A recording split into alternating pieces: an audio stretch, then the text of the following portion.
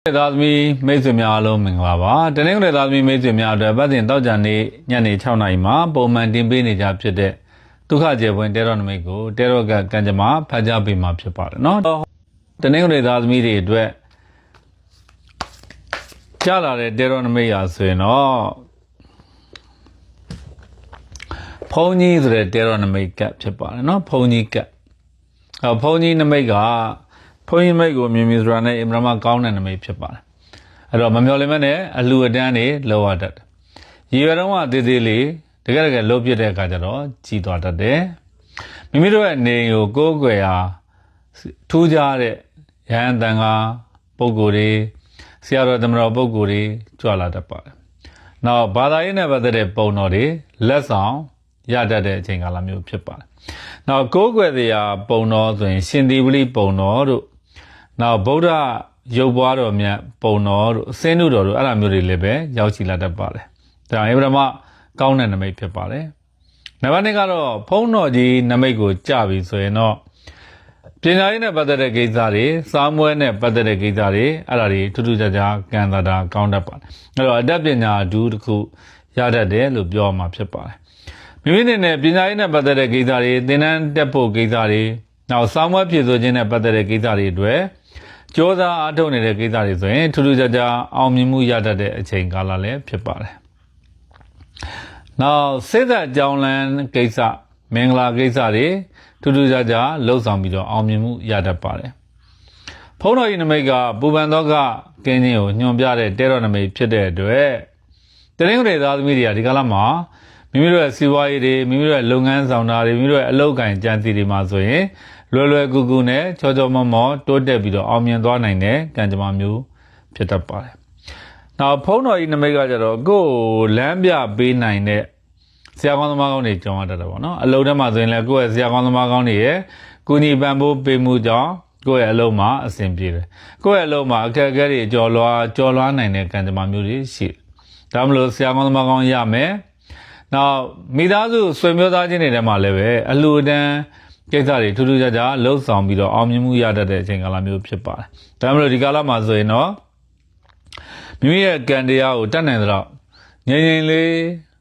သွားတဲ့အချိန်ကာလမျိုးဖြစ်ပါတယ်။ကိုယ်အဆင်ပြေနေတဲ့အချိန်မှာ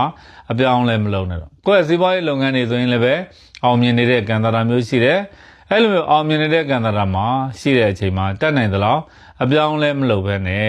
့ကိုယ့်ရဲ့အောင်မြင်မှုတွေကိုခိုင်မြဲတဲ့ခိုင်မြဲအောင်တည်တံ့တဲ့တည်တံ့အောင်ကြိုးစားအားထုတ်တဲ့အချိန်ကာလမျိုးဖြစ်ပါတယ်။နောက်ငွေကြေးနဲ့ပတ်သက်တဲ့ကံတာမှာဆိုရင်လည်းပူပန်တော့ကကင်းငွေကြေးကိုအကြောင်းပြုပြီးတော့စိတ်ချမ်းသာပျော်ရွှင်ရစရာကြီးတဲ့ငွေတွေရနိုင်တယ်ပေးစရာကြီးတဲ့ငွေတွေချောမောပေးနိုင်ငွေကြေးနဲ့ပတ်သက်ပြီးတော့ပူပန်တော့ကတွေကြုံနေတဲ့တနင်္ဂနွေသားသမီးတွေရှိတယ်ဆိုရင်တော့တတ်နိုင်သလောက်ဘာသာရေးလေးတွေလုပ်ပေးပါဖရာတရားလေးတွေလုပ်ပေးပါအဋ္ဌံလေးတွေလုပ်ပေးပါပေါ့နော်။နောက်ကိုပိုင်ဆိုင်တဲ့ငွေကြေးဥစ္စာဒနာတွေဟာတတ်နိုင်သလောက်တော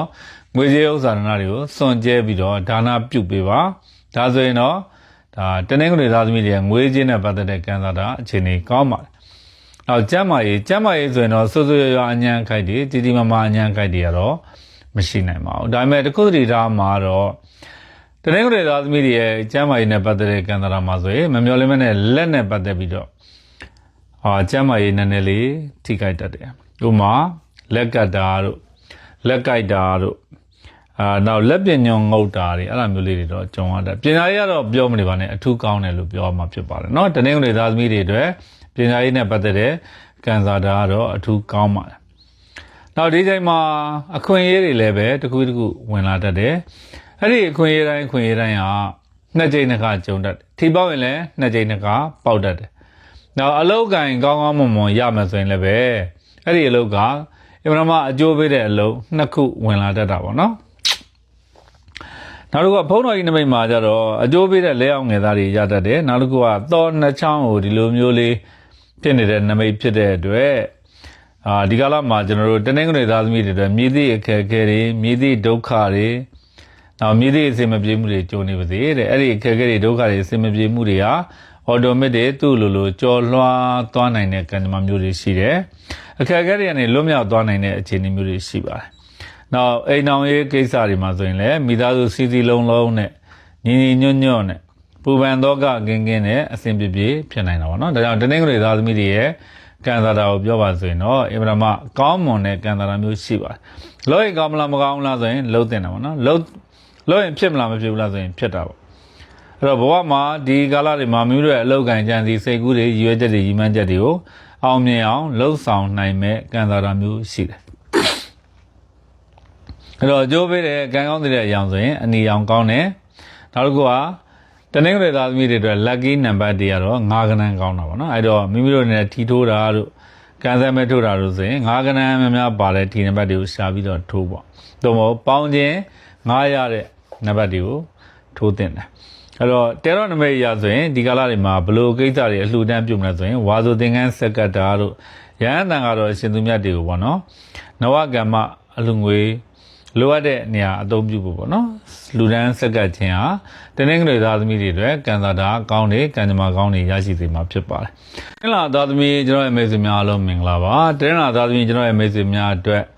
ဘတ်စဉ်တောက်ကြနေညနေ6နာရီမှာပုံမှန်တင်ပေးနေကြဖြစ်တဲ့ဒုက္ခကျေပွင့်တဲရောနမိတ်ကိုတဲရောကကံကြမ္မာဖတ်ကြားပေးမှာဖြစ်ပါတယ်။တနင်္လာသားသမီးတွေအတွက်ကြာလာတဲ့တဲရောနမိတ်ကကျေပွင့်6ပွင့်ဆိုတဲ့သင်္ကေတနမိတ်ကလေးပါနော်။ဒီနမိတ်ကကြတော့ကျဲပွင့်6ပွင့်ရှိတယ်ရှေ့မှာသူကျွဲတယောက်ကသူပိုင်ဆိုင်တဲ့ငွေကြေးဥစ္စာဒနာတွေကိုစွန့်ကြဲနေတယ်လက်တစ်ဘက်ကချိန်ငွေကိုကင်ထားတဲ့သင်္ကေတနမိတ်ဖြစ်ပါတယ်အဲ့တော့ဒီနမိတ်ကဘာကိုညွှန်ပြတာလဲဆိုတော့ကျွန်တော်မြန်မာမျိုးတွေမှာဆိုရင်တော့ချိန်ငွေရဲ့သင်္ကေတကကြတော့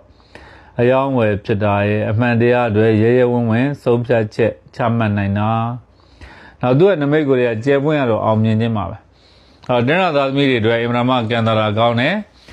နောက်အဖက်ဖက်ကနေအစဉ်ပြေခြင်းတို့ကံကောင်းခြင်းတို့စိတ်ချမ်းသာရခြင်းတွေအောင်မြင်ခြင်းတွေကြုံမယ်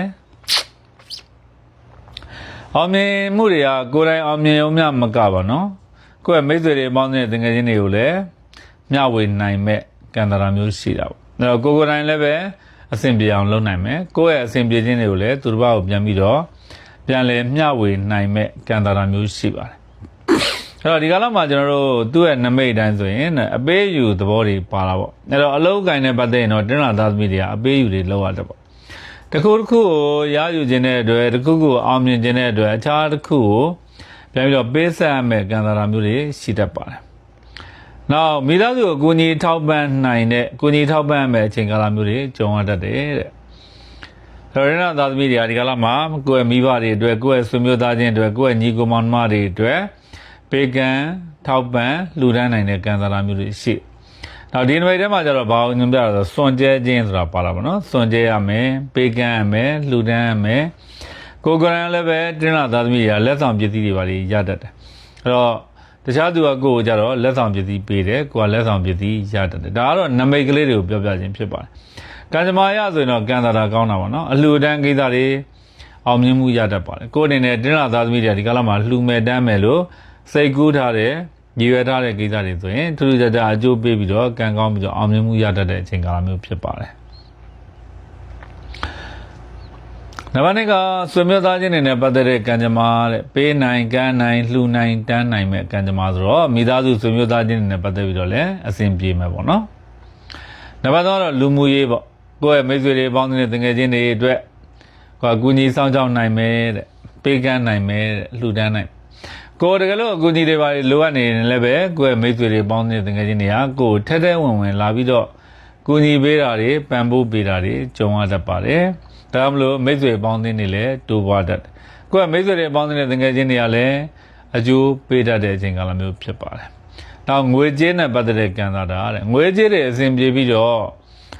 ့သူတစ်ပါးတွေကိုပြန်ပြီးတော့စွန့်ကြဲပေးကမ်းနေတဲ့နမိတ်ပုံဖြစ်တယ်။အဲ့တော့တိုက်ရိုက်ပြောဆိုရမယ်ဆိုရင်တော့တဏှာသားသမီးတွေရဲ့ငွေကြေးနဲ့ပတ်သက်ပြီးတော့ကံတာကောင်းပါဒါငွေကြေးအစဉ်ပြေမဲ့အချိန်ကာလဖြစ်တယ်လို့နားလဲရစရာကြီးတဲ့ငွေတွေချောချောမောမောရတတ်တယ်ပေးစရာကြီးတဲ့ငွေတွေချောချောမောမောပေးနိုင်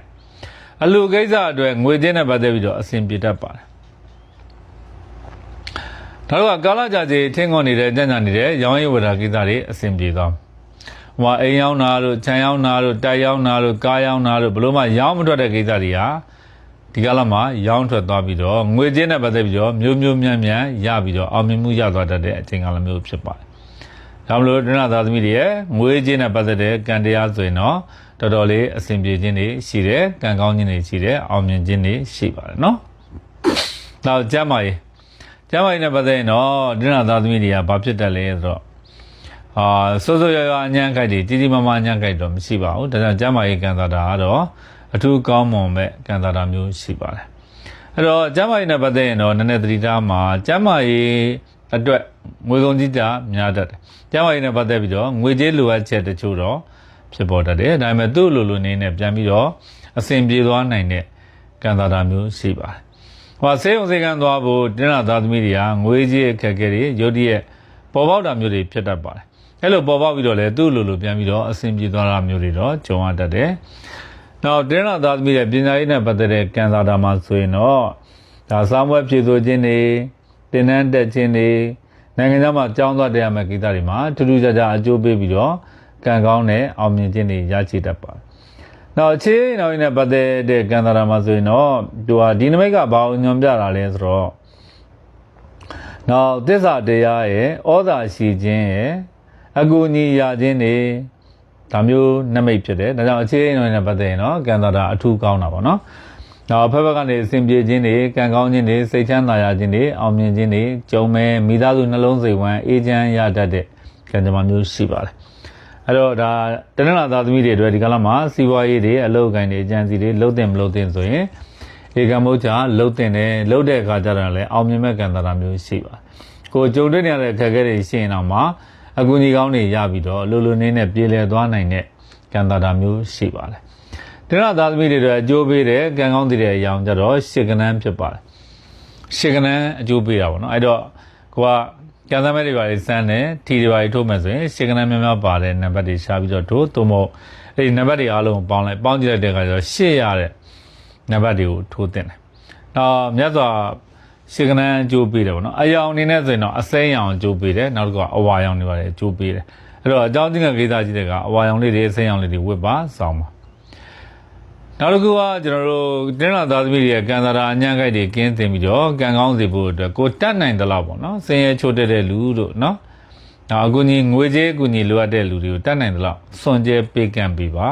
ါဒါဆိုတော့ကိုယ့်ရဲ့မကောင်းတဲ့ကံသာတာအញ្ញံခိုက်တွေကင်းတင်ပြပြောက်ပြီးတော့ကံကောင်းခြင်းလက်ပွင့်ခြင်းလက်ရှင်ခြင်းအောင်မြင်ခြင်းတွေကိုရရှိစေမှာဖြစ်ပါတယ်နောက်တင်းလာသားသမီးကျွန်တော်ရဲ့မိတ်ဆွေပေါင်းလည်းကိုယ်ကြမ်းမှခြင်းစိတ်ကြမ်းသာခြင်းတွေပြည့်စုံပြီးတော့လူရဆန္ဒတို့တော်လည်းရရှိနိုင်ကြပါစေကျန်တဲ့အောင်လို့ဆောင်နိုင်မြတ်ကြပါစေလို့ဆုတောင်းမြတ်တာများလိုက်လဲပို့တာပါတယ်နော်သားသမီးကျွန်တော်ရဲ့မိတ်ဆွေများအားလုံးမင်္ဂလာပါအင်္ဂါသားသမီးကျွန်တော်ရဲ့မိတ်ဆွေများအတွက်ပတ်စဉ်တောက်တန်နေညနေ6နာရီမှာပုံမှန်တင်ပေးနေကြဖြစ်တဲ့ဒုက္ခကျေပွင့်တေရောနမိတ်ကိုတေရောကကံကြမ္မာဖတ်ကြားပေးမှာဖြစ်ပါတယ်နော်ဟောတဲ့အစီအစဉ်လေးစပါမယ်အင်္ဂါသားသမီးများအတွက်တေရောချိုးကြည့်မယ်နော်င်္ဂါသားသမီးတွေအတွက်ကြာလာတဲ့တေရောနမိတ်ကဒုံနှချောင်းဆိုတဲ့သင်္ကေတနမိတ်ဖြစ်ပါတယ်ဒုံနှချောင်းနမိတ်ကကျတော့ဘာကိုညွှန်ပြလာလဲဆိုတော့ဒါရဲရင်ခြင်းတဲ့အင်အားကြီးမားခြင်းတဲ့နောက်ဘယ်သူမှမလုပ်သေးတဲ့အလုပ်တွေကိုတဲ့ဦးစားပေးပြီးတော့လုပ်ကင်တဲ့အတွက်အောင်မြင်မှုရတာလုပ်ပိုင်ခွင့်ရတာ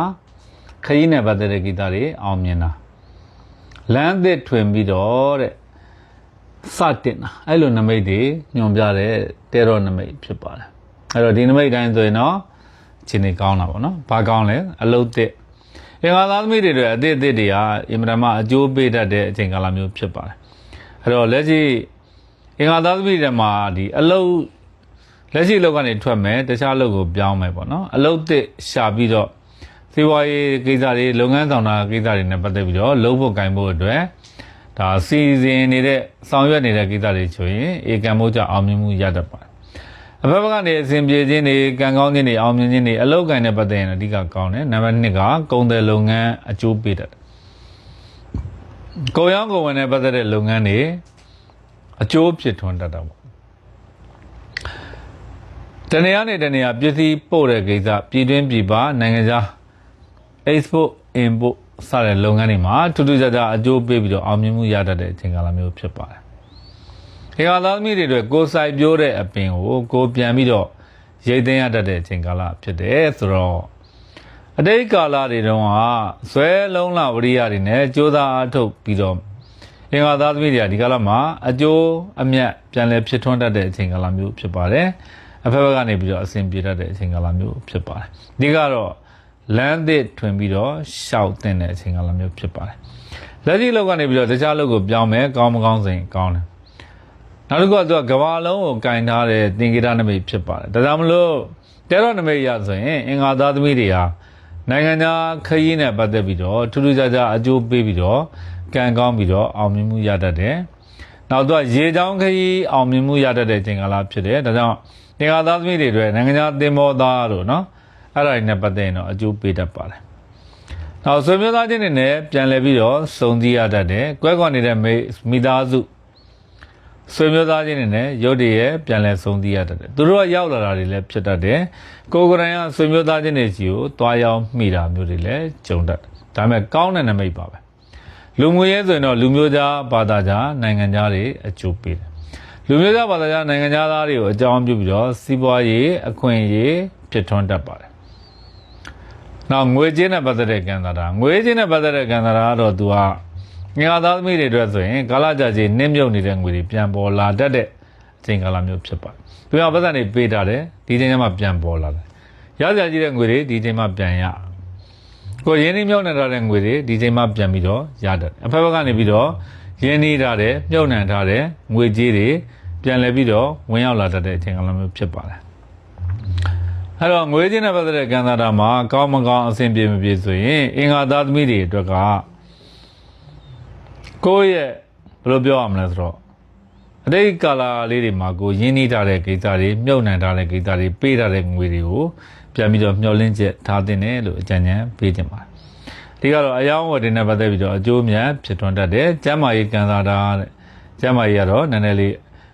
လူကတော့ဘာမှဖြစ်ပါဘူးစိတ်မောဒါမျိုးလေးတော့ကြုံရတယ်အဓိကတော့အလုတ်ပန်းတာပေါ့နော်ကိုကမနာမနေအလုတ်လုပ်တဲ့အတွက်အင်္ဂါသားသမီးတွေကကျမ်းမာရေးအနှဲငယ်ပန်းတဲ့ကျမ်းမာရေးမျိုးလေးတွေနည်းနည်းပါဖြစ်တယ်ဒါကြောင့်စိုးစိုးရွားရွားတော့မရှိပါဘူးနောက်နိုင်ငံသားတိုင်းပြည်တွေမှာသွားရောက်ပြီးတော့အလုတ်လုပ်ကင်မှုအတွက်စ조사အထုတ်နေတဲ့အင်္ဂါသားသမီးတွေအတွက်ဆိုရင်အင်္ဂါမှာကောင်းသောနမိတ်ဖြစ်ပါတယ်ပညာရေးကိစ္စလည်းထိုနည်းအတူပါပဲနိုင်ငံသားတိုင်းပြည်တွေမှာပညာသင်ကြားဖို့အတွက်ကျောင်းသွားတက်ဖို့အတွက်စ조사အထုတ်နေတဲ့ကိစ္စတွေထူးထူးခြားခြားအကျိုးပေးပြီးတော့ကံကောင်းပြီးတော့အောင်မြင်မှုရတတ်တဲ့အချိန်ကာလမျိုးဖြစ်ပါတယ်။နောက်ချင်းနောက်ရေးဆိုရင်လည်းပြန်လဲဆုံးစည်းရတတ်တာပေါ့။ကိုယ့်ရဲ့ချစ်သူနဲ့ကိုယ်နဲ့ပြန်ပြီးတော့ဆုံးရတတ်တယ်။ဝေးကွာနေတဲ့ကိုယ့်ရဲ့အိမ်အောင်မက်နဲ့ကိုယ်နဲ့ပြန်လဲပြီးတော့ဆုံးစည်းတတ်တယ်။အဲတော့ချစ်သူသဘာဝအိမ်အောင်တဲ့သဘာဝတွေမှာအေဂျန်နာတာယာရာကိုချစ်သူနဲ့အတူတူခရီးဝေးသွားတာကိုချစ်သူနဲ့အတူတူလမ်းခရီးမှာအေဂျန်တာယာတဲ့ဖျားဘူးခရီးတို့ပျော်ပွဲသားခရီးတို့အလဲပတ်ခရီးတွေအဲ့လိုမျိုးလေးတွေကြုံရတတ်တာပါအဲ့တော့မိသားစုနှလုံးစိတ်ဝမ်းအေဂျန်မဲ့ကံတာမျိုးရှိပါတယ်ဒါရင်ကသားသမီးတွေတော့လုံးရင်ကောင်းမလားမကောင်းလားဆိုရင်လုံးကိုလုံးတဲ့လုံးရင်အကျိုးအမြတ်တွေဖြစ်ထွန်းတတ်တယ်ဒါကြောင့်မတင်မကျဖြစ်နေတဲ့ကိစ္စတွေစဉ်းစားရဆုံးဖြတ်ချက်ချမှတ်ဖို့ခဲနေတဲ့ကိစ္စတွေဆိုရင်အင်္ဂါသားသမီးတွေအတွက်လုံးပါလို့ပဲအကြံဉာဏ်ပေးနေပါတယ်နော်အင်္ဂါသားသမီးတွေအတွက်တဲ့အကျိုးပေးတဲ့ကံကောင်းတဲ့ရောင်းတဲ့အပြရောင်းနောက်တစ်ခုကမိုးပြရောင်းတဲ့နောက်တစ်ခုအနီရောင်းတဲ့အဲ့ဒါတွေအကျိုးပေးပါနောက်ကနန်းအပြင်ဆိုရင်ဒုံနှချောင်းကပ်ဖြစ်တဲ့အတွက်နှစ်ကနန်းအကျိုးပေးတာပေါ့နော်အဲ့တော့နှစ်ကနန်းများများပါတယ်နံပါတ်တွေရှာပြီးတော့ထိုးတင်တယ်သို့မဟုတ်ပေါင်းကြည့်လိုက်လို့နှစ်ရတဲ့ဟာတွေထိုးတင်ပါတယ်နောက်မြတ်စွာဘုရားကိုလိမ္မော်သည်ကတ်လို့ပူဇော်ပြီးတော့ဆုတောင်းလိုက်ပါအញ្ញံခိုက်တွေပြေပြောက်ပြီးတော့ကောင်းကျိုးလိုရာဆန္ဒတွေရရှိစေမှာဖြစ်ပါတယ်။အင်္ဂါသားသမီးကျွန်တော်ရဲ့မိတ်ဆွေပေါင်းလဲကိုယ်ကြီးကျမ်းမာခြင်းစိတ်ချမ်းသာခြင်းနဲ့ပြည့်စုံပြီးတော့လိုရာဆန္ဒတစ်လုံးတော့ပါလေရရှိနိုင်ကြပါစေ။ကျမ်းနိုင်အောင်လို့စောင့်နိုင်မြောက်ကြပါစေလို့အားလုံးကိုဆုတောင်းမေတ္တာများလိုက်လဲပို့တာပါတယ်နော်။ဘုရောသားသမီးကျွန်တော်ရဲ့မိတ်ဆွေများအားလုံးမင်္ဂလာပါဘုရောသားသမီးကျွန်တော်ရဲ့မိတ်ဆွေများအတွက်ဗတ်စဉ်တောက်ကြနေညနေ6နိုင်မှာပုံမှန်တင်ပေးနေကြဖြစ်တဲ့ဒုက္ခကျေပွင့်ဆိုတဲ့ဟောစတန်လေးပေါ့နော်ဒုက္ခကျေပွင့်ဆိုတဲ့ဟောစတန်လေးကိုကံကြမ္မာဖတ်ကြပြီးမှဖြစ်ပါတယ်အဲတော့ဘုရောသားသမီးတွေတွေကြာလာတဲ့တေတော်နမိတ်ကြတော့ကျေပွင့်9ပွင့်ဆိုတဲ့သင်္ကေတနမိတ်ဖြစ်ပါတယ်ဒီနမိတ်ထဲမှာဆိုရင်တော့ဘုရားကျောင်းထဲကနေပြီးတော့ကျေပွင့်အလင်းရောင်တွေဖြစ်ထွန်းတာပေါ့နော်ဘေးမှာတော့နှင်းမုန်တိုင်းတွေတိုက်ပြီးတော့နှင်းမုန်တိုင်းထဲမှာဒုက္ခရောက်နေတဲ့လူ2ယောက်ပေါ့တယောက်ကဒုက္ခတဲ့ပုံစံမျိုးပါပဲတယောက်ကကျတော့ဂျိုင်းတောင်းနဲ့တယောက်ကကျတော့ဖျားနာနေတဲ့ နမိတ်ပေးမှာနှင်းမုန်တိုင်းတွေတိုက်နေတယ်ဆိုတော့နမိတ်မျိုးကြပါအဲ့တော့ဘိုးတို့သားသမီးတွေတွေ့တဲ့ဒီကလာမှာသတိထားမှာဗာလဲဆိုတော့ဆုံးရှုံးခြင်းပါပဲเนาะဆုံးရှုံးတတ်တယ်တဲ့နောက်စိတ်ဆင်းရဲကိုယ်ဆင်းရဲစရာလေးတွေနဲ့ကြုံရတတ်တယ်ဒုက္ခအခက်အခဲတွေကြုံရတတ်ပါတယ်နောက်လောကရန်တရား၈ပါးထဲမှာတဲ့အစိုးလောကရန်တွေနဲ့နဖူးတွေတူတွေကြုံရတတ်တဲ့အချိန်ကာလမျိုးဖြစ်ပါတယ်နောက်ဘိုးတို့သားသမီးတွေတွေ့အင်မတန်မှခက်ခဲတဲ့အချိန်ကာလကိုဖြတ်သန်းရတတ်တဲ့အချိန်ကာလမျိုးဖြစ်ပါတယ်အဲ့တော့ကိုယ်ကိုယ်တိုင်လည်းခက်ခဲတတ်တာပေါ့နော်ခက်ခဲပြီးတော့လည်းပဲအကူအညီလည်းမရတတ်ဘူးအဲ့လိုမျိုးဖြစ်တတ်ပါတယ်အဲ့တော့ကိုယ်ကခက်ခဲကြည့်တဲ့အလုပ်နဲ့ပတ်သက်ပြီးတော့အခက်ခဲကြုံတယ်စီးပွားရေးနဲ့ပတ်သက်ပြီးတော့အခက်ခဲကြုံတယ်ငွေကြေးနဲ့ပတ်သက်ပြီးတော့အခက်ခဲကြုံတယ်လမ်းရှောင်ရင်းနဲ့လမ်းပြောင်းနေတတ်တယ်ဘယ်လိုသွားလို့သွားမှမသိဖြစ်နေတတ်တာပေါ့နော်အဲ့လိုမျိုးအခြေအနေမျိုးကြုံတဲ့အခါမှာကိုကအာကိုတကြီးနဲ့ကိုယ့်မိတ်ဆွေတော်၎င်းကိုယ့်ရဲ့အပေါင်းအသင်းတွေတော်၎င်းကိုယ့်ရဲ့တငယ်ချင်းတွေတော်၎င်းလိုက်ပြီးတော့ကိုကအကူအညီတောင်းကြည့်တာပေါ့အကူအညီတောင်းကြည့်တဲ့အခါကိုကတေချာပေါက်အကူအညီရမယ်လို့ထင်ထားတဲ့သူတွေထံကတော့မှအကူအညီမရဘဲနဲ့ပြန်ပြီးတော့ကန်ဆယ်လုပ်ခံရတာမျိုးတွေကြုံရတတ်ပါတယ်အဲ့တော့အာမနာတန်ပြောမှဆိုရင်တော့ဘောရဥသားသမီးတွေထဲမှာတချို့အခက်အခဲကြုံနေတဲ့ဗုဒ္ဓဦးသားသမီးတွေရှိရင်တော့တတ်နိုင်တယ်လို့သူများစီကိုအကူအညီမတောင်းပါနဲ့မတောင်းတာကောင်းပါနဲ့တောင်းရင်လည်းပဲအကူအညီတောင်းတာပဲအဖတ်တင်ရတတ်ပါတယ်သူရှောင်လွှဲလို့မရတတ်တဲ့ကံကြမ္မာမျိုးပါပဲနဖူးတွေဒူးတွေစုံစည်းရတတ်တာပါ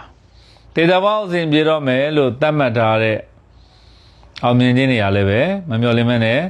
တခြားသောအဖြစ်တွေအကြောင်းတရားတွေအခက်အခဲတွေကြောင့်အစင်မပြေမှုလေးတွေကြုံတွေ့ရတတ်တဲ့အချိန်ကာလမျိုးဖြစ်ပါတယ်။နောက်ကျမ်းမာရေးတွေအဓိကတော့ဗုဒ္ဓဦးသားသမီးတွေအတွက်ဖျားတာနာတာလေးတွေတော့အထူးဂရုစိုက်တင်တာပေါ့နော်။ဒီကဖျားတတ်တယ်နာတတ်တယ်။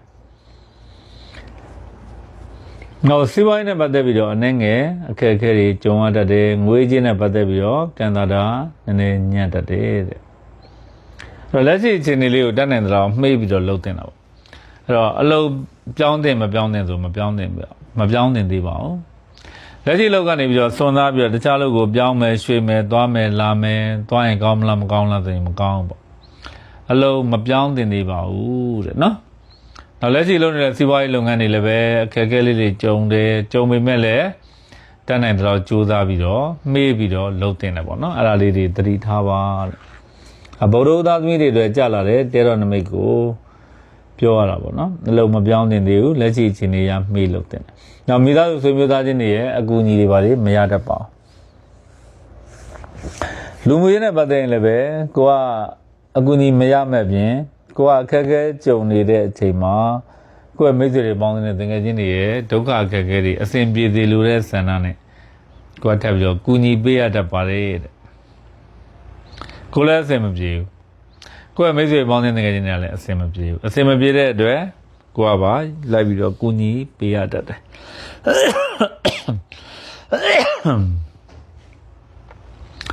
ငွေကြေးနဲ့ပတ်သက်ရင်မမျှော်လင့်မနဲ့အကျွေးတင်တတ်တယ်ရစရာကြီးတဲ့ငွေတွေမရဖြစ်တတ်တာပေါ့နော်ပတ်စံနေအလင်းမမီဘူးကိုယ်ပတ်စံနေသူများကြီးမှာသွားပြီးတော့နစ်မြုပ်နေတာမျိုးတွေကြုံရတတ်တယ်ဒီကတော့ကျမအောင်ကြီးစိုက်တဲ့အချိန်ကလာမျိုးဖြစ်ပါတယ်ကျမရေးတဲ့ဖြာရုပ်တရက်လာရာသီကူးပြောင်းနေတဲ့တုတ်ကွေးတွေပါဖြစ်တတ်တယ်ဖြာလာနာတာမျိုးလေးတွေဖြစ်တတ်တယ်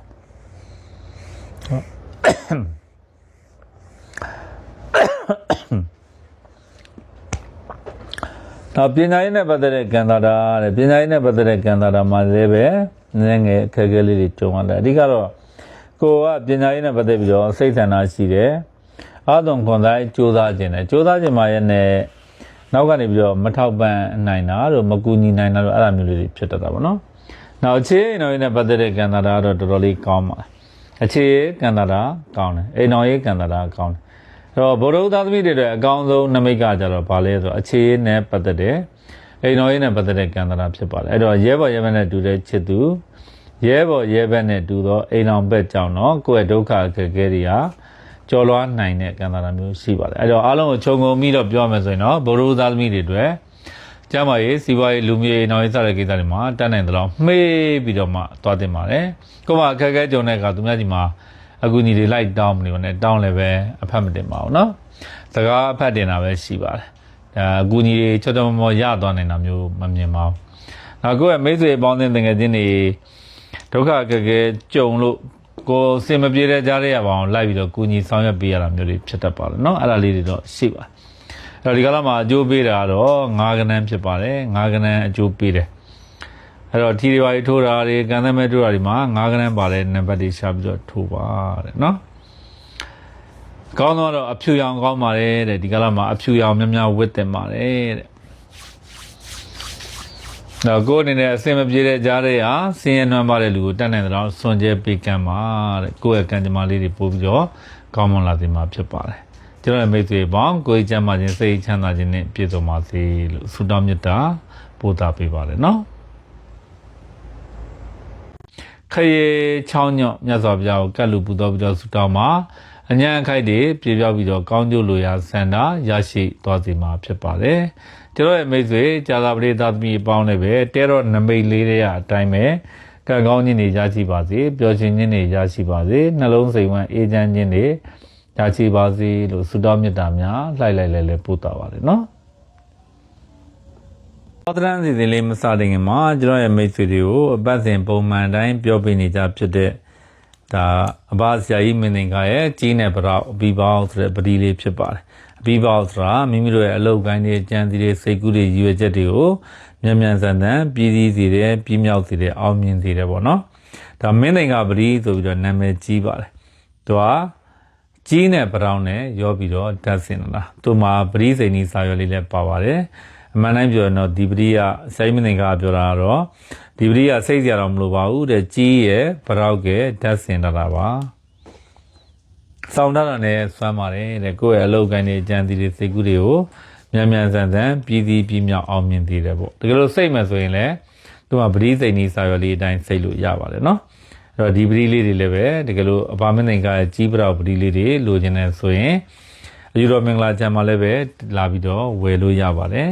ဒါမှမဟုတ်ဆိုရင်မှားခြင်းနဲ့ဆိုရင်လည်းဘိုက်ပါနေမှာလို့ရပါတယ်ဒါတော့ကျွန်တော်ကိုယ်တိုင်ထိုးထားတဲ့လက်ဖွဲ့လေး၃ခုဖြစ်ပါတယ်ဝါစိမ့်နီလက်ဖွဲ့လေးတွေပါကျမ်းမာရေးနဲ့ပတ်သက်တဲ့လက်ဖွဲ့ရတော့အဝါရောင်လက်ဖွဲ့လေးဖြစ်ပါတယ်စီးပွားရေးနဲ့ငွေကြေးကံသာတာကောင်းဖို့အတွက်အစိမ်းရောင်လက်ဖွဲ့လေးပါဒါတော့အခြေအိမ်တော်ရေးအဆင်ပြေဖို့အတွက်ဆိုပြီးတော့အနီရောင်လက်ဖွဲ့လေးဖြစ်ပါတယ်အဲ့တော့လက်ဖွဲ့လေးတွေစောင်းနေတယ်ဆိုရင်လည်းမှာလို့ရပါတယ်ဒီလက်ဖွဲ့လေး၃ခုတွေကိုစောင်းရတာအစင်မပြေဘူးဆိုရင်လည်းဒီအဲ့လက်ဖွဲ့၃ခုထဲမှာပါတဲ့အင်းနဲ့အဆောင်ဆလွယ်လေးလောက်တာဖြစ်ပါတယ်နော်အဲ့တော့ဒါလေးတွေစောင်းခြင်းလဲစောင်းမစောင်းခြင်းဆိုရင်လည်းဒီဆလွယ်လေးတွေမှာယူပြီးတော့စောင်းခြင်းနဲ့မိတ်ဆွေတွေချင်းမှာပါဒါတော့အင်္ဂါနေ့နဲ့လာပြည့်နေ့နဲ့တိုက်တဲ့နေ့မှာခုတ်ထားတဲ့ဇီးသားရောင်းမှလေးတွေပါနော်ဒါတော့ပစ္စည်းတွေကိုရောင်းထွက်စေတဲ့ရောင်းစွန်စေတဲ့သဘောရှိပါတယ်အိမ်ရောင်းခြံရောင်းတိုက်ရောင်းကားရောင်းပေါ့ဗျာဒါလေးတွေနဲ့ရိုက်ပြလို့ရပါတယ်ဒါကြတော့ဈေးဆိုင်နဲ့စီးပွားရေးလုပ်ငန်းတွေအတွက်လုပ်ပေးထားတဲ့စမဖျောင်းနိုင်လေးတွေဖြစ်ပါတယ်အဲ့ဒီမှာစမရုပ်ကလေးတွေနဲ့ပေါ့နော်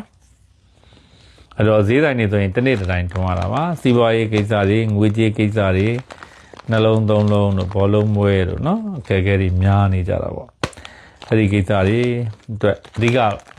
စီးပွားရေးအတွက်ပါပဲနော်တစ်နေ့တစ်တိုင်းပူဇော်ရတဲ့ဝါစိမ့်နီစမဖျောင်းနိုင်လေးတွေပါဒါတော့လောင်းသားနဲ့ပတ်သက်တဲ့ကိစ္စတွေမှာကံကောင်းစေတဲ့ဒိုးကလေးပေါ့နော်ဒိုးကလေးပါဂုံချင်းဒိုးလေးပါပဲဂုံချင်းဒိုးလေးနော်ပရက်သီးဆိုင်မှာဝယ်လို့ရပါတယ်ဒါတော့ယရနာဒီပန်ဖျောင်းနိုင်မှာ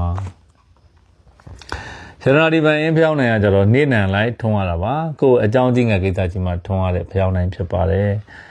်အမှုကိစ္စတော့နော်အိမ်ရောင်းခြံရောင်းတိုက်ရောင်းကားရောင်းတို့ယာတုတို့လာစာတို့နေရာပြောင်းစတဲ့နိုင်ငံသားကြီးနဲ့ပတ်သက်ပြီးတော့အတိတ်ထံပြီးတော့ထုံးရတဲ့ဖျောင်းနိုင်ဖြစ်ပါတယ်အဲ့တော့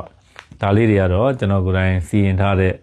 ရာလေးတွေပါလိုချင်တယ်ဆိုရင်အယူတော်မင်္ဂလာချမ်းမှာလာဝယ်လို့လည်းရတယ်ဘိုက်ပါလည်းမှာလို့ရပါတယ်เนาะကျွန်တော်ရဲ့မိတ်ဆွေတွေကိုဒါဟောသရန်ပုံမှန်လေးပြောနေတာဖြစ်ပါတယ်ကျွန်တော်တို့ယူတော်မင်္ဂလာချမ်းရဲ့လိပ်စာတော့တဲ့မော်ဘီတိုးကိန်းနာကိုလုံကွင်းမှတ်တိုင်နောက်ပိန်နေကုန်းကြေးရွာမှာယူတော်မင်္ဂလာချမ်းရှိပါတယ်เนาะတိုးကိန်းအနီးမော်ဘီတိုးဂိတ်အနီးကိုလုံကွင်းမှတ်တိုင်ပိန်နေကုန်းကြီးပါဖြစ်ပါတယ်ဗုဒ္ဓဦးနေ့ကလွယ်ပြီးတော့ကျန်တဲ့နေ့တွေအားလုံးဖွင့်ပါတယ်ပုံမှန်တိုင်းသူ့ရဲ့သူကျင့်ပပြုလို့တဲ့ရရတွေအမြဲတမ်းရှိပါတယ်เนาะဖုန်းနံပါတ်ကတော့3969နဲ့35လုံး9ဆိုတဲ့နံပါတ်ကိုအသုံးပြုပါတယ်เนาะ ကဲဟောတဲ့အစီအစဉ်လေးစပါမယ်ကြာသာပရိသတ်သမီးကျွန်တော်ရဲ့မိတ်ဆွေများအားလုံးမင်္ဂလာပါကြာသာပရိသတ်သမီးကျွန်တော်ရဲ့မိတ်ဆွေများအတွက်ဘတ်စဉ်တောက်ကြနေညနေ6နာရီမှာပုံမှန်တင်ပေးနေကြဖြစ်တဲ့ဒုက္ခကျေပွင့်ဆိုတဲ့ဟောတဲ့လေးပေါ့နော်ဒါဟောပေးမှာဖြစ်ပါတယ်အဲ့တော့ကြာသာပရိသတ်သမီးတွေအတွက်ကြာလာတဲ့တေရောနမိတ်ကဘာနမိတ်ဖြစ်လဲဆိုတော့ရွှေကလတ်တွေပေါ့နော်1 2 3 4 5 6 9 10ရွှေကလတ်10လုံးဆိုတဲ့နမိတ်ဖြစ်ပါတယ်ဒီနမိတ်မှာဆိုရင်တော့တက်တန့်ပေါ်မှာဒါတက်တန့်ပေါ့တက်တန့်ဆိုတာတော့မျောလင်းချက်ပါပဲအဲ့ဒီမျောလင်းချက်ပေါ်မှာရွှေကလတ်တွေရှိနေတယ်အောက်မှာရှိတဲ့မိသားစုတွေဒါပျော်ရွှင်နေတယ်ကလေးတွေကလည်းကခုံနေတာပေါ့နော်တော်တန်လေးတနေအောင်ဒီမှာအိမ်လေးတစ်လုံးနဲ့တော်တော်ကြီးဟိုပဲစိတ်ချမ်းသာစရာကောင်းတဲ့နမိတ်ဖြစ်ပါတယ်မျောလင်းချက်တွေပြည့်လာတာပေါ့နော်ကြာသာပရိသတ်သမီးတွေအတွက်ဒီကာလမှာဒါလိုရင်းတူချင်းပြောမှဆိုရင်ကိုမျောလင်းတဲ့အရာတွေရလာနိုင်တဲ့အချိန်ကာလမျိုးဖြစ်ပါတယ်အဘဘကနေပြီးတော့အစဉ်ပြေလာနိုင်တဲ့အချိန်ကာလမျိုးဖြစ်ပါတယ်စိတ်ချမ်းသာပျော်ရွှင်ရတတ်တဲ့အချိန်ကာလမျိုးဖြစ်ပါတယ်လိုချင်တာရနိုင်တာပေါ့နော်ဒါမှမဟုတ်ဘဝအတွက်ပျော်စရာကောင်းသောအချိန်ကာလမျိုးဖြစ်မယ်တဲ့နောက်မိသားစုစုစုစည်းစည်းပြန်လဲပြီးတော့ဖြစ်တတ်တယ်တဲ့ဝဲကွာနေတဲ့မိသားစုဝင်တွေနဲ့ပြန်လဲပြီးတော့စုံစည်းရတတ်တယ်သတင်းကောင်းတွေလည်းကြားတတ်တယ်ဒီနမိတ်ထဲမှာဆိုတော့ငြိမ်းချမ်းခြင်းနဲ့ပျော်ရွှင်ခြင်းငွေကြေးဥစ္စာရဏတွေပြည်လည်ခြင်းပြည့်စုံခြင်းစီးပွားဥစ္စာတိုးတက်ခြင်းကံကြမ္မာပွင့်လန်းခြင်းအဖက်ဘက်ကနေပြီးတော့တာယာချမ်းမြေ့ခြင်းဆိုတဲ့သင်္ကေတနမိတ်ဖြစ်ပါတယ်ဒါကြောင့်ကြာသာပရိသတ်သမီးတွေအတွက်အင်္ဂရမနမိတ်ကောင်းတဲ့အချိန်ကာလဖြစ်ပါတယ်နမိတ်ကောင်းတဲ့အချိန်ကာလဖြစ်တယ်မိသားစုတွေပျော်ရွှင်ချမ်းမြေ့တဲ့ကံတာနမိတ်ဖြစ်တယ်ဒါကြောင့်မလို့ကြာသာပရိသတ်သမီးတွေရဲ့အလုပ်အကိုင်နဲ့ပတ်သက်ပြီးတော့အဆင်ပြေမယ်လက်ရှိလုပ်ကိုင်နေတဲ့စီးပွားရေးလုပ်ငန်းတွေတိုးတက်ခြင်းအောင်မြင်ခြင်းတွေရှိတယ်တိတ်ချမ်းမြေ့ပျော်ရွှင်ရမယ့်ကံကြမ္မာမျိုးရှိတယ်လောရင်ကောင်းမလားမကောင်းလားလို့မတင်မတာဖြစ်နေတဲ့ကိစ္စတွေရှိရင်လုပ်ကိုလုပ်တင်ပါတယ်လုပ်လို့ချင်းလည်းကံကြမ္မာကောင်းပါတယ်ဒီကတော့မိသားစုစီးပွားရေးလုပ်ငန်းတွေမှာထူးထူးခြားခြားအကျိုးပေးပြီးတော့ကံကောင်းပြီးတော့အောင်မြင်မှုတွေရတတ်ပါတယ်နောက်ဆွေမျိုးသားချင်းတွေနဲ့ပတ်သက်ရင်လည်းစိတ်ချမ်းသာပျော်ရွှင်ရတတ်တယ်ကိုယ်တိုင်လည်းဆွေမျိုးသားချင်းတွေကိုလှုပ်ပေးချင်တာတွေကိုလှုပ်ပေးနိုင်မယ်ဆွေမျိုးသားချင်းတွေကလည်းကိုယ့်ရဲ့အကူအညီတွေကိုရတတ်တာပေါ့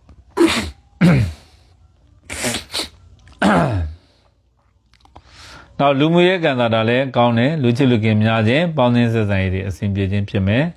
သားသမီးရင်သွေးရတနာထွန်ကားတတ်တယ်နောက်ငွေကြေးနဲ့ပတ်သက်ရင်တော့ကိုမျောလင်းထားတဲ့ငွေကြေးတွေဝင်လာတတ်တာပေါ့ရုတ်တရက်မမျောလင်းမဲ့နဲ့ထီပေါက်တဲ့ကဲ့သို့ငွေဝင်တတ်တယ်ငွေကြေးကံတာအထူးကောင်းတယ်အဖက်ဘက်ကနေအဆင်ပြေခြင်းကံကောင်းခြင်းစိတ်ချမ်းသာခြင်းတွေကြုံရစရာကြီးတဲ့ငွေတွေရပြီးတော့ပေးစရာကြီးတဲ့ငွေတွေချောချောမောမောပေးနိုင်မဲ့ကံတာမျိုးရှိတယ်ငွေကြေးနဲ့ပတ်သက်ပြီးတော့စိတ်ပူပန်တောကရောက်နေတဲ့ကြာသာပရိသတ်သမီးတွေအတွက်ဆိုရင်တော့လုံးဝမပူနဲ့လို့ပဲပြောမှာဖြစ်ပါတယ်တော်တော်လေးကောင်းပါတယ်နည်းနည်းမပေါ့အများကြီးကောင်းငွေကြေးကံတာတဲ့မျောလင်းချက်တွေပြည့်လာတာပေါ့နော်ကြာသာပရိသတ်သမီးတွေအတွက်ကတော့အင်မတန်မှကိုတိတ်ချမ်းသာပျော်ရွှင်စရာကောင်းတဲ့အချိန်ကာလမျိုးဖြစ်ပါတယ်ကျမ်းမာရေးစိုးစိုးရွားရွားအញ្ញံခိုက်တွေကြီးကြီးမားမားအញ្ញံခိုက်တွေမရှိပါဘူးနောက်ပညာရေးကံတာကိုယ်ကိုယ်တိုင်လည်းပဲစူးစမ်းအားထုတ်နိုင်တဲ့အခွင့်အရေးခွင့်လန်းတွေပေါ်မယ်မိသားစုကလည်းပဲနောက်ကနေပြီးတော့ကိုညီထောက်ပံ့ပေးနိုင်တဲ့အခြေအနေမျိုးတွေဖြစ်တော့ကြာသာပရိသတ်သမီးတွေအတွက်ပညာရေးကတော့တော်တော်လေးအဆင်ပြေပါတယ်ဖက်ပေါင်းစုံကနေပြီးတော့အဆင်ပြေတာပေါ့နော်ကိုယ့်ရဲ့ကံတရားကိုလည်းကောင်းတယ်ကိုယ့်ရဲ့နောက်ွယ်ကနေပြီးတော့ကိုညီထောက်ပံ့ပေးနိုင်တဲ့ကံတာမျိုးတွေလည်းရအခြေအနေအောင်ရေးပြောမပြနိုင်အောင်ကိုကံတာကောင်းပါတယ်စိတ်ချမ်းသာပျော်ရွှင်ရမိသားစုတွေစုံစည်းရတာပေါ့မိသားစုတွေချစ်ချစ်ခင်ခင်ဖြစ်မယ်ဒီမှာမြင်နာနဲ့ကိုပဲတော်တော်လေးနမိတ်ကောင်းပါဒါတော့ဒီနမိတ်ကကြာသာပရိသတ်သမီးတွေအတွက်ကြာလာတဲ့တေရောနမိတ်ကကြတော့ဘဝအတွက်ပျော်ရွှင်စရာကောင်းတဲ့အချိန်မိသားစုစုစုစည်းစည်းဖြစ်မယ်အေးချမ်းသာယာခြင်းတွေငြိမ်းချမ်းခြင်းတွေအလုပ်အကိုင်တိုးတက်ခြင်းတွေတစ်ဖက်ဘက်ကနေအစဉ်ပြေခြင်းတွေကံကောင်းခြင်းတွေစိတ်ချမ်းသာရခြင်းတွေကြုံတတ်တဲ့တေရောနမိတ်ဖြစ်ပါတယ်ဒါကြောင့်မလို့ကြာသာပရိသတ်သမီးတွေအတွက်အကြံဉာဏ်ပေးချင်တာတော့ဘာလဲဆိုတော့ဘဝကိုပျော်ရွှင်စွာဖြတ်သန်းမှာအလုပ်တွေကိုပျော်ပျော်ရွှင်ရွှင်လုပ်ပါတဲ့တိုးတက်ခြင်းကံကောင်းခြင်းအောင်မြင်ခြင်းတွေကသူ့လိုဖြစ်လာပါလိမ့်မယ်နော်ဆိုရင်စရာစိတ်ပူစရာတောကဖြစ်စရာအဲ့လိုမျိုးတွေနည်းနိုင်သမျှနည်းနည်းပပနဲ့ဘဝကိုဖြတ်သန်းတင်ပါတယ်ကောင်းတော့ ဒီကလာမှာမိသားစုနဲ့နှီးနှောပြီးတော့တိုင်ပင်ပြီးတော့ဆွေးနွေးပြီးတော့ညှိနှိုင်းပြီးတော့လုပ်ကင်တင်ပါတယ်ပို့ပြီးတော့ကောင်းပါတယ်နော်အဲ့တော့ကြာသာပရိသတ်သမီးတွေအတွက်အကျိုးပေးတဲ့ကံကောင်းတဲ့အရာဆိုရင်အပြာရောင်လေးတွေကောင်းပါတယ်နောက်သူတို့အတွက်အကောင်းဆုံးကဏ္ဍကတော့10ကဏ္ဍဖြစ်ပါတယ်ရွှေကလပ်10လုံးမလို့10ကဏ္ဍဖြစ်တယ်ဒါကြောင့်မလို့ထီထိုးတာတွေကံသမက်ထိုးတာတွေအတွက်10ကဏ္ဍဖြစ်တဲ့နံပါတ်တွေရှာပြီးတော့ထိုးတင်ပါတယ်ခရေချောင်းညော့မြတ်စွာဘုရားကိုကတ်လူပူတော်ပြီးတော့ဆုတောင်းမှာအញ្ញံအခိုက်တွေပြေပြောက်ပြီးတော့ကောင်းကျိုးလိုရာဆန္ဒရရှိသွားစေမှာဖြစ်ပါတယ်ကျွန်တော်ရဲ့မိတ်ဆွေကြာသာပရိသတ်သမီးအပေါင်းလည်းပဲတဲတော့နမိတ်လေးတွေအတိုင်းပဲကံကောင်းခြင်းတွေရရှိပါစေပျော်ရွှင်ခြင်းတွေရရှိပါစေနှလုံးစိမ်ဝမ်းအေးချမ်းခြင်းတွေရရှိပါစေလို့ဆုတောင်းမေတ္တာများလှိုက်လဲပို့တာပါတယ်နော်ကဲဟောတဲ့အစီအစဉ်လေးစပါမယ်ဒီနမိတ်ကဘာကိုညွှန်ပြတာလဲတောက်ကြသားသမီးတွေပေါင်းစည်းခြင်းဆိုတဲ့နမိတ်ပါပဲနော်ပေါင်းစည်းခြင်းအကျိုးတူပူပေါင်းခြင်းနဲ့စက်တူလုပ်ငန်းနဲ့အဲ့ဒါတွေနဲ့ပတ်သက်တဲ့နမိတ်ပါတောက်ကြသားသမီးတွေကဒီကာလမှာစီးပွားရေးနဲ့ပတ်သက်ရင်အလုပ်အကိုင်တွေနဲ့ပတ်သက်ရင်စက်တူလုပ်ငန်းတွေရှယ်ယာလုပ်ငန်းတွေပူးတွဲပေါင်းဆက်လုပ်ငန်းတွေအမျှော်လင့်မဲ့နဲ့ပေါ်ပေါက်တတ်ပါအစားတော့ကိုကလုပ်ငန်းတစ်ခုကိုလုပ်ဖို့တဲ့ကိုယ့်ကိုတယောက်တည်းလုပ်ဖို့စီစဉ်ထားတာပါပဲဒါမဲ့ကိုယ့်ရဲ့မိတ်ဆွေပေါင်းတဲ့တငယ်ချင်းတွေရပဲဖြစ်ဖြစ်ကိုယ့်ရဲ့ဆွေမျိုးသားချင်းတွေရပဲဖြစ်ဖြစ်ကိုယ့်ရဲ့စီးပွားရေးထဲမှာကိုယ့်ရဲ့လုပ်ငန်းတွေထဲမှာကိုယ့်ရဲ့အလုပ်တွေထဲမှာပေါ့နော်ပါဝင်ခြင်းနဲ့စက်တူလုပ်ခြင်းနဲ့ရှယ်ယာလုပ်ခြင်းနဲ့ပူးတွဲပေါင်းဆက်လုပ်ခြင်းနဲ့အဲ့လိုမျိုးလေးတွေဝင်လာတတ်ပါတယ်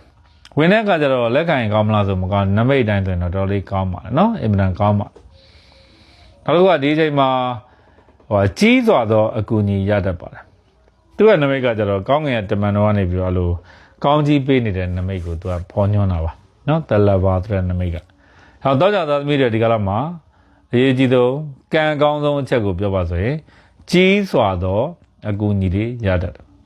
်တော့ကြသားသမီးတွေကဘာကိစ္စတွေအခက်အခဲကြုံနေလဲတဲ့မပူနေတဲ့အဲ့ဒီကိစ္စတွေအကူအညီကတေချာပေါက်ရောက်လာတတ်တယ်နောက်အလုံးနဲ့ပတ်သက်ပြီးတော့စိတ်ညစ်နေတယ်ဆိုရင်လည်းအဲ့ဒီအလုံးကိစ္စအတွက်ပဲကူညီမဲ့လူကရောက်လာတတ်တယ်ငွေကြေးနဲ့ပတ်သက်တဲ့ကိစ္စတွေမှာအကူအညီလိုနေတယ်ဆိုရင်လည်းငွေကြေးနဲ့ပတ်သက်တဲ့ကိစ္စအတွက်အကူအညီတေချာပေါက်ရလာတတ်တယ်။ကိုယ်အိမ်တော်တွေအဆင်မပြေဘူး။နောက်အခြေတွေအဆင်မပြေဘူး။အခြေတဲ့ငွေကြေးအတွက်ပူပန်နေတဲ့စိတ်ညစ်နေတဲ့တောကရောက်နေတယ်ဆိုရင်လည်းအဲ့ဒီကိစ္စတွေကိုစေဆက်ပေးဖို့ညှိနှိုင်းပေးဖို့တိုင်ပင်ပေးဖို့ဆွေးနွေးပေးဖို့ဆိုပြီးတော့ဒါအကူအညီကောင်းတွေရရှိလာတတ်တယ်အဲ့တော့ဘာကိစ္စပဲဖြစ်ဖြစ်တောက်ကြသားသမီးတွေရဲ့ကံကြမ္မာမှာဆိုရင်အကူအညီရမယ်အဲ့ဒီအကူအညီကြောင့်ဘဝကအပြောင်းလဲဖြစ်တတ်တယ်နောက်လက်ရှိလုပ်နေတဲ့အလုပ်ကိုင်တွေအဆင်ပြေတတ်တယ်အောင်မြင်နိုင်တယ်တိုးတက်နိုင်တယ်အဓိကတော့သူ့ရဲ့နမိတ်ကကျတော့ပျော်ရွှင်ခြင်းပါပဲเนาะပျော်ရွှင်ခြင်းလက်ရှိအခြေအနေတဲ့အစမတန်ပုံမူပြီးတော့တိုးတက်သွားနိုင်တယ်မြင့်မားသွားနိုင်တဲ့အခြေအနေမျိုးဖြစ်တတ်ပါတယ်နောက်တစ်ခုက6ကဏ္ဍကဘိနတ်ဂျိုကိုစားပြုတယ်6ကဏ္ဍကတောက်ကြဂျိုကိုစားပြုတယ်ခရီးနဲ့ပတ်သက်တဲ့ကိစ္စတွေထူးထူးခြားခြားအောင်မြင်မှုရတတ်ပါတယ်နောက်နိုင်ငံခြားခရီးသွားဖို့တို့เนาะတခြားသောပြည်တွင်းပြည်ပခရီးသွားဖို့အတွက်စ조사အားထုတ်နေတဲ့တောက်ကြသားသမီးတွေအတွက်ဆိုရင်တော့တော်တော်လေးကောင်းပါတယ်နောက်ခရီးသွားဖို့အစီအစဉ်မရှိရနေပြီးတော့လေခရီးကိစ္စတွေပါလေပေါ်တတ်ပါတယ်ခရီးနဲ့ပတ်သက်ရင်ကံတာကောင်းပါတယ်နောက်တစ်ခုကလူမှုရေးမှာကြတော့တောက်ကြသားသမီးတွေဟာအဓိကတောက်ကြသားသမီးအမျိုးသမီးတွေဟာနည်းနည်းလေးခယူးဆိုင်ဖို့လိုအပ်ပါတယ်ပေါ့နော်တောက်ကြသားသမီးတွေမှာတောက်ကြသမီးတွေဟာလူမှုရေးနဲ့ပတ်သက်တဲ့ကံတာတွေမှာဆိုရင်နည်းနည်းခယူးဆိုင်ဖို့လိုအပ်ပါတယ်ဘာကြောင့်လဲဆိုတော့သူကသူ့ရဲ့နမိတ်ထဲမှာကြတော့သွေးဆောင်ဖျားယောင်းခြင်းခံရတတ်ပါတယ်အလုပ်ကိစ္စပဲဖြစ်ဖြစ်ငွေကြေးနဲ့ပတ်သက်တဲ့ကိစ္စတွေဖြစ်ဖြစ်လူမှုရေးနဲ့ပတ်သက်တဲ့ကိစ္စတွေပဲဖြစ်ဖြစ်မှာမကောင်းတဲ့အရာတွေကမကောင်းတဲ့လူတချို့ကမကောင်းတဲ့သူကကိုယ်ကိုသွေးဆောင်ဖျားယောင်းခြင်းခံရတတ်ပါတယ်ကိုယ်လည်းသွေးဆောင်ဖျားယောင်းတာကိုသွေးဆောင်ဖျားယောင်းတယ်လို့မထင်မဲ့နဲ့ကိုယ်ပါရောပြီးတော့အဲ့ဒီအထက်မှာပါသွားတတ်ပါတယ်ပေါ့နော်အဲ့ဒါလေးတွေတော့သတိထားပါအဲ့တော့ပြောချင်တာတော့ဒီဘေးတင်စကားနဲ့ပြောမယ်ဆိုရင်တော့တောက်ကြသမီးတွေထဲမှာအနှောက်အယှက်ပေါ်တတ်ပါတယ်တောက်ကြသားတွေရဲ့ကံတာရာကြတော့သူကဘာရှိတယ်လဲဆိုတော့ဒီကာလတွေမှာဆိုရင်သလဘာဆိုတဲ့နမိတ်မှာကြတော့တောက်ကြသားတွေကကြတော့တစွတ်ထိုးလောက်တတ်တာပေါ့နော်အရန်ကိုအနစ်နာခံခြင်းတဲ့စိတ်တွေနဲ့လူမှုရေးကဏ္ဍဆွေမျိုးသားချင်းကဏ္ဍမိသားစုကဏ္ဍတွေမှာလုံးဝအမှန်နဲ့အမှားမခွဲခြားနိုင်လောက်အောင်ကိုအနစ်နာခံမိတတ်တယ်ပြီးတော့မှ ငါအဲ့လိုမလုပ်လိုက်ရရင်ကောင်းတာငါအနစ်နာမခံလိုက်ရရင်မကောင်းအကောင်းသားလို့အဲ့လိုမျိုးနောင်တပူပန်ရတတ်ပါတယ်ဒါကြောင့်မလို့အရာရာမှာအညမညသဘောတရားလေးတွေနဲ့တွားတင်ပါတယ်ငွေကြေးနဲ့ပတ်သက်ရင်လည်းခုနကပြောခဲ့သလိုပဲအခုညီကောင်းတွေရမယ်အစဉ်ပြေခြင်းတွေရမယ်အခြေအနေကောင်းငွေကြေးအတွက်လည်းပူပန်တော့ကတွေလွတ်မယ်ကျမ်းမာရေးစိုးရင်စရာမရှိဘူးစိတ်ပူစရာမရှိပါအစိတ်ရှိတဲ့တတ္တဝါကြိုက်ခဲခံရတတ်ပါတယ်အဲ့ဒါလေးတော့သတိထားပါနော်နောက်တစ်ခုကပညာရေးနဲ့ပတ်သက်ပြီးတော့အကြောင်းတွေဘာတွေတက်ဖို့သင်တန်းတွေဘာတွေတက်ဖို့အတွက်လည်းအစစရအစဉ်ပြေသွားတတ်ပါနောက်အကောင်းဆုံးကတော့တောက်ကြသားသမီးတွေအတွက်အခြေအနေနဲ့ပတ်သက်တဲ့ကံစားတာပါပဲအခြေအနေနဲ့ပတ်သက်ရင်ကံစားတာကောင်းတယ်အိမ်တော်ရေးနဲ့ပတ်သက်ပြီးတော့ကံစားတာကောင်းတယ်အဖက်ဖက်ကနေအစဉ်ပြေခြင်းတို့ကံကောင်းခြင်းတို့စိတ်ချမ်းသာရခြင်းတို့အောင်မြင်ခြင်းတွေကြုံရတတ်ပါတယ်တော်တော်လေးကောင်းမှနည်းနည်းမပေါ့အများကြီးကောင်းတယ်လို့ပြောမှာဖြစ်ပါတယ်အဲ့တော့လုံးရင်ကောင်းမလားမကောင်းလားလှုပ်တင်လားမလှုပ်တင်ဘူးလားလှုပ်ကိုလှုပ်တင်ပါတယ်လှုပ်ရင်အစဉ်ပြေတယ်အောင်မြင်မယ်တိုးတက်မယ်ကြီးပွားချမ်းသာမှုတွေရနိုင်ပါတယ်เนาะဒါတောက်ကြသားသမီးတွေအတွက်ကံကြမ္မာဖတ်ကြားပေးခဲ့တာဖြစ်ပါတယ်ထောက်ကြသားသမီးတွေအတွက်ကျွန်တော်တို့အကျိုးပေးတဲ့ကံကောင်းတဲ့အရာကတော့အနီရောင်ဖြစ်ပါတယ်အကျိုးပေးတဲ့ lucky number ကတော့6ခန်းဖြစ်ပါတယ်အဲ့တော့မြတ်စွာဘုရားကိုပန်းသီးကတ်လို့ပူဇော်ပြီးတော့ဆုတောင်းမှာအញ្ញံခိုက်တွေပြပြောက်ပြီးတော့ကောင်းကျိုးလိုရာဆန္ဒရရှိသွားစေမှာဖြစ်ပါတယ်တောက်ကြသားသမီးကျွန်တော်ရဲ့မိတ်ဆွေပေါင်းကိုယ်ကြီးချမ်းသာခြင်းစိတ်ချမ်းသာခြင်းနဲ့ပြည့်စုံပါစေလိုရာဆန္ဒတစ်လုံးတစ်ဝါတဲ့ရရှိနိုင်ပါစေကျန်တဲ့အောင်လို့ဆောင်နိုင်မြောက်ပါစေလို့ဆုတောင်းမြတ်တာများလိုက်လဲပို့တာပါတယ်နော်ဖုန်းနံပါတ်ကတော့3969နဲ့39လုံး9ဆိုတဲ့နံပါတ်ကိုအသုံးပြုပါတယ်နော်ကဲဟောတဲ့န်းအစီအစဉ်လေးစပါမယ်တနေ့သားသမီးတွေအတွက်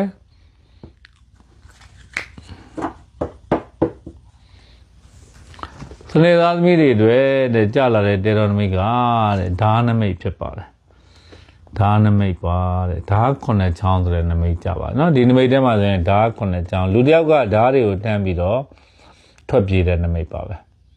အဲဓာ9ချောင်းတန်းလာတယ်သူကရှေ့ကိုတော့ပြေးတာပေါ့เนาะဒါပေမဲ့ခေါင်းကနောက်ကိုလှည့်ကြည့်နေတဲ့နမိတ်ဖြစ်ပါတယ်ဆိုတော့ပြေးတယ်ဆိုတဲ့နမိတ်ပါပြေးတာတော့မကောင်းပါဘူးเนาะတိတ်တဆိတ်ထွက်ပြေးတယ်တဲ့ဒီနမိတ်ထဲမှာအကောက်ကြံခံရတတ်တယ်တဲ့လျှို့ဝှက်စွာအကောက်ကြံခံရတတ်တယ်တဲ့အဲ့တော့စနေသားသမီးတွေတွေဒီကလာမှာရှေ့တိုးတော့မလို့နဲ့နောက်ပြန်ပြီးတော့လှည့်ကြည့်မိတည်တတ်တဲ့အချိန်ကာလမျိုးဖြစ်နေတတ်ပါတယ်။ကောင်းလားမကောင်းလားဆိုရင်တော့နမိတ်ကတော့နည်းနည်းလေးညံ့ပါတယ်။ရှေ့ကိုခရီးမရဘူးပေါ့။ရှေ့ကိုဒီကလှုပ်ချင်တာတွေရည်ရွယ်ချက်တွေလည်းရှိတယ်။ဒီမှန်ချက်တွေလည်းရှိတယ်။သွားကျင်တဲ့ကိစ္စတွေလည်းရှိတယ်။တက်ပြီးတော့တိုးချက်ပြီးတော့လောက်ကန်ကျင်တဲ့ကိစ္စတွေလည်းရှိတယ်။ဒါပေမဲ့အဲ့ဒီကိစ္စတွေကိုခရီးမရောက်နိုင်။ဘာကြောင့်မရောက်နိုင်တာလဲဆိုတော့ပြီးခဲ့တဲ့ကာလတွေပြီးခဲ့တဲ့အတိတ်ကာလတွေတုန်းကပြုလုပ်ခဲ့တဲ့အရာတွေကိုပြန်ပြီးတော့လုပ်နေရတာပေါ့ဗျာလုပ်နေရတဲ့အခါကျတော့ခရီးမရဘူးပေါ့စောက်လို့ရေးစကားနဲ့ပြောမယ်ဆိုရင်အိမ်တိန်စောက်တယ်အိမ်တိန်စောက်တဲ့အခါကျတော့အသစ်လုပ်ငန်းအသစ်တွေမလုပ်ရဘူးပြီးခဲ့တဲ့နေ့တွေကာလတုန်းကမတိမသက်နဲ့လုပ်ခဲ့တဲ့ဟာတွေကိုပြန်ပြင်နေရတာပေါ့ပြန်ပြင်နေရတဲ့အခါကျတော့နောက်လုပ်ရမယ့်ဟာတွေနှောင့်နှေးနေတာပေါ့အဲ့တော့တဝဲလည်းဖြစ်နေတယ်ဆိုတဲ့အချိန်ကာလမျိုးဖြစ်ပါတယ်တော့ပစ္စုပန်အတိတ်အနာဂတ်ကာလသုံးပါးထဲမှာအနာဂတ်ကိုတွားဖို့အတွက်နော်ဒီမှာခြိတိုင်လို့ဖြစ်နေတာပေါ့အဲ့တော့စီးပွားရေးနဲ့ပတ်သက်ပြီးတော့စနေသားသမီးတွေအလုပ်အကိုင်တွေနဲ့ပတ်သက်ရင်တော့နည်းနည်းအခက်အခဲလေးတွေကြုံတတ်တယ်ဒါအတိတ်ကာလတော့ပြုခဲ့တဲ့ငွေကြေးအခက်အခဲတွေလုပ်ငန်းအခက်အခဲတွေရင်းနှီးမြှုပ်နှံမှုအခက်အခဲတွေပေါင်းသင်းဆက်ဆံရေးအခက်အခဲတွေအဖက်ဖက်ကနေပြီးတော့အခက်အခဲတွေအခုအခက်အခဲမဟုတ်ဘူးဗျာအတိတ်ကာလတုန်းကအခက်အခဲတွေအဲ့ဒီအခက်အခဲတွေကြောင့်စိတ်ညစ်စရာလေးမျိုးကြုံရတတ်တယ်။နံပါတ်2ကဂရိသစ္စာပြည့်ဝမှုတွေခံရတတ်ပါတယ်။အဲ့တော့လူမျိုးနဲ့ပတ်သက်တဲ့ကဏ္ဍတွေသတိထားပါဆွေမျိုးသားချင်းနဲ့ပတ်သက်တဲ့ကဏ္ဍတွေသတိထားပါအဘက်ကနေပြီးတော့ကိုယ်လွယ်လွယ်ကူကူနဲ့ဂရိတွေပေးပြီးတော့လွယ်လွယ်ကူကူနဲ့ဂရိတွေ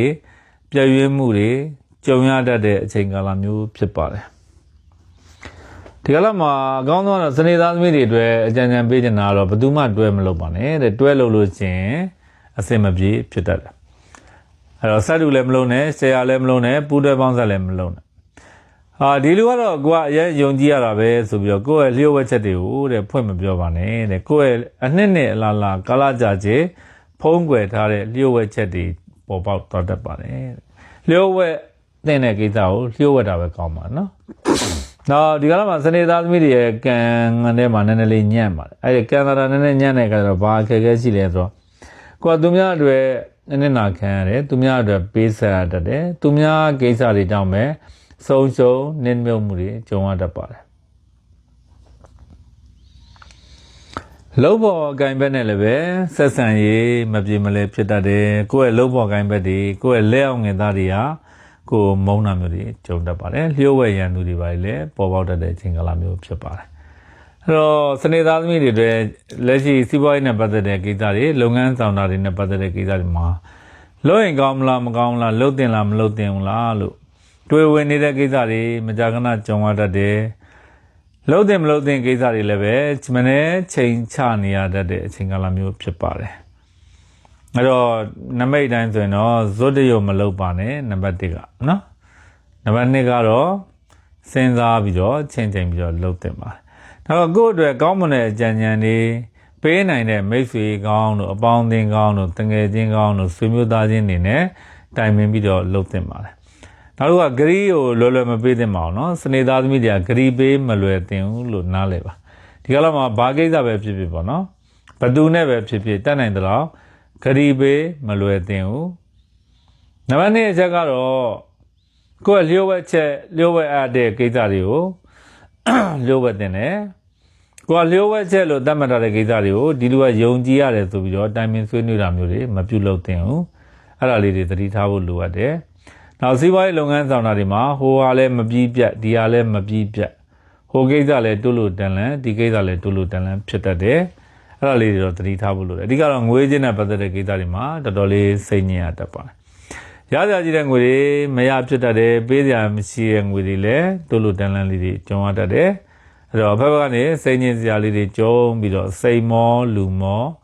ကြုံရတတ်တဲ့ကံကြမ္မာနမိတ်မျိုးဖြစ်ပါတယ်မကောင်းဘူးလို့ပြောတာမဟုတ်ပါဘူးတက်နေတော့ဘာသာရေးတွေလှုပ်တာဖရာတရားလှုပ်တာဒိဋ္ဌံလှုပ်တာပဋိစိတ်တာအဲ့ဒါမျိုးလေးတွေတော့ဆောင်ရွက်တင်ပါဒီကလာမှာစနေသားသမီးတွေအကျိုးပေးတဲ့အရောင်ဆိုရင်တော့အဝါရောင်ဖြစ်ပါတယ်အဝါရောင်အကျိုးပေးပါတယ်နော်ခုနှစ်ကနန်းကတော့စနေသားသမီးတွေအကျိုးပေးတဲ့ lucky number ဖြစ်ပါတယ်နောက်ဖရာဆောင်တဲ့နေမှာဝယ်လို့ရပါတယ်ကြက်ရှာလို့အလံလေးတွေပေါ့နော်ကြက်ရှာအလံလေးတွေအဲဒီကြက်ရှာအလံလေးတွေမှာကိုဖြစ်ချင်တာလေး